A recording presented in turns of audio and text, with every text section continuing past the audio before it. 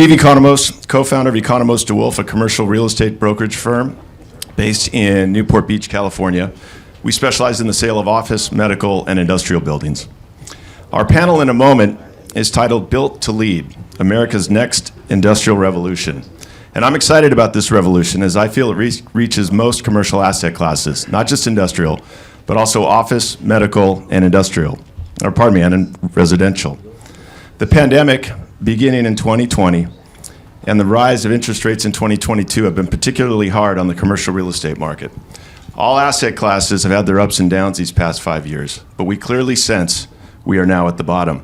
In fact, Jeffrey Hines, CEO of Hines Development, one of the largest developers in the country, recently said, with the market cycle at its trough, momentum for office and mixed-use resurgence is clear.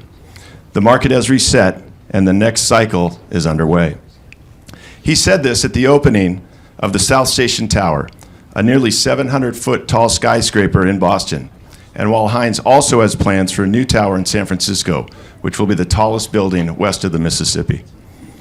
On the industrial front, we're seeing development of AI data centers, huge distribution facilities, final mile urban logistics buildings, corporate build-to-suits, including Anduril's $1 billion Arsenal One hyperscale defense manufacturing campus near Columbus, Ohio, JetZero's $4.7 billion commercial airplane manufacturing and R&D facility in Greensboro, North Carolina.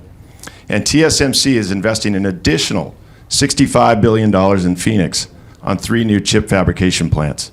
These 3 projects alone will provide 25,000 new jobs.